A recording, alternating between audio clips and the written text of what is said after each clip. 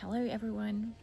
Um, this video is mainly for my students of English and maybe for students of English that are about to come to me. And I have found a super beautiful article that I would like to share with you. And I know how important it is to have a listen, to read, because otherwise I think it's impossible without those senses to learn a language. I remember myself being in Italy, and I remember myself sitting on the beach almost every day for a few hours, at least 2 or 3. I was learning the vocabulary, sentences, and especially I was listening to people talking, and this is what I'm doing right now. Again, because I've forgotten my Italian, which I'm really very sad about. But at the same time, I am realizing the passion for English and how beautiful it is to learn languages that sound beautiful to you, and how you can widen your perspective, because through the lenses of a different language, you can understand more the world. You can understand more the history, the reasons why people act the way they act. But anyways, I very often get sidetracked, so let's get back on track. That article that I have found tells a story about a passion of a woman that started a project, her dream project, because she knew what her passion was and is. But as the years go, you find yourself being tired and maybe not sure if you did the right thing or if it is not the right time to quit. And at the end of the story, she realizes that this is really her dream, and the people who surround her, support her, those are the ones where she can see that it does pay off. So let me read it for you, because I think it's worth it. It's worth reading it, and it's worth listening to it. So get ready for the journey of listening to a fairy tale in English. Dear reader, today I'd like to tell you a short fairy tale. Once upon a time, a woman called Vivian lived in a small and cozy town in the countryside. Countryside, that's the word for La Campagna Italiana. Okay, sorry. She was a traditional housewife who enjoyed the little things in life, such as baking and cooking for the family, making beautiful flower arrangements, and turning her home into a warm and cozy oasis. As the money was always scarce, it's a beautiful synonym for a problem. Scars. You know, if you have a scar somewhere, it really hurts. Vivian was very creative, and she loved finding nice things at the flea markets and changing them so that they would fit to her home. Her heart was very much in love with the Nordic country style, with a hint of French interior design, and this passion would later take her on an extraordinary journey. On a sunny morning 20 years ago, Vivian had been invited to her friend's place for coffee, and they came up with an idea. Let me stop here, because there is this tense shift.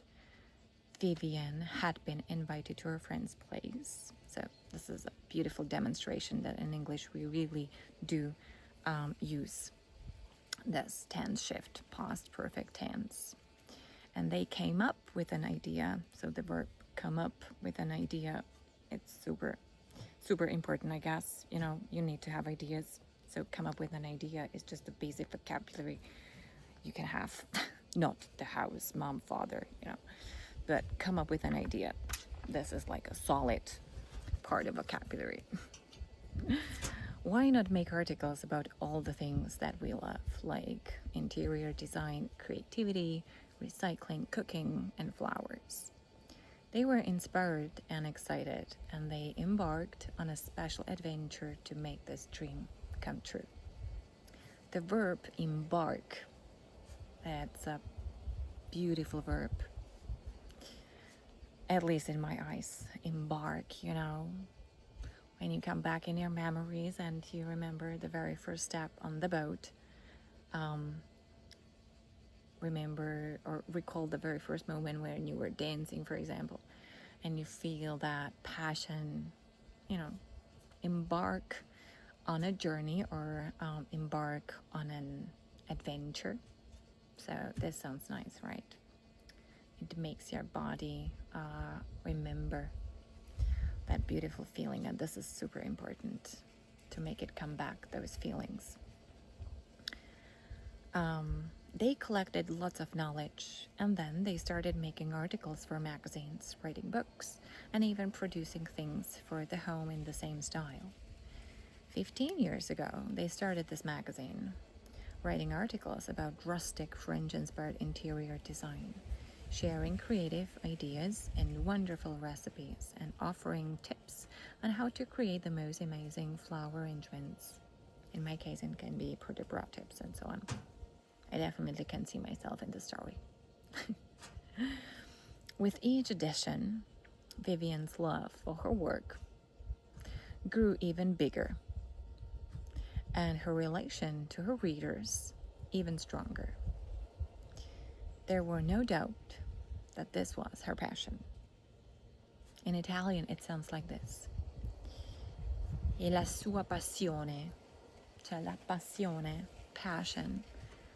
So I think it's beautiful to realize that if you fully enjoy the pronunciation of the word you're aiming to remember, to learn, it gets into your body, you know, la passione, or passion. So some of my students, they tend to speak quickly, passion or passion. So there is this PTK, those are so-called plosives, and so they are supposed to explode in your mouth like passion, you know, passion. Try it, passion. So you want to have a passion of yours? Tu vuoi avere la passione della tua vita, no? Allora, the first couple of years weren't easy. True story. Vivian had to do the housework, raise her children, help make the magazine, and manage the other parts of the business. She worked day and night. This is beautiful. I would say this is a phrase to remember, to work day and night. So there are no prepositions, just she worked day and night. Motivated by her steadfast dedication. I really love the adjective steadfast. Are you familiar with the word steady? So when you're steady, you kind of don't move. Ready, steady, go. And fast, you know, you're very quick. So it implements putting together those two words with seemingly opposite meanings. So steady and fast. And steadfast means that you're highly internally dedicated. So steadfast dedication. Wow. From my point of view, it's worth taking a moment here. You know, when you keep doing things slowly at your own pace, one day it seems like you are super fast. But the truth is, you are very conscious about your steps that you've taken. Very often, she thought about quitting, but the support that she felt from her readers and the feeling of living her passion through her work made her continue. She created a loyal readership who shared her passion for the romantic and trusting charm combined with a hint of French sophistication. And her magazine became a source of inspiration for many creative people across the world. Now, that's a true fairy tale. I will read something from the very end. So I really love the sentence. I look back on the journey with pride and gratefulness. Not many people are familiar with the gratitude, the word, maybe also the act of being grateful. But gratefulness. So if I am grateful, I'm very happy and I appreciate very much what I do have in my life. So it means to be grateful, and the noun is gratefulness.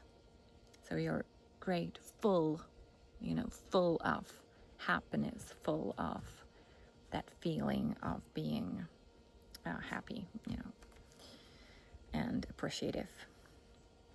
My life has turned into attestation of my love for country living, and it's proof that you can actually turn your hobby into your job if you've got the will and the passion.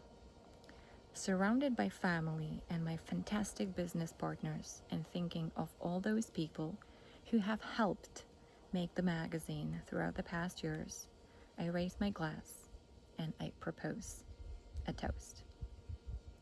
Here's to 15 years of love, creativity, and sharing our passion with the world.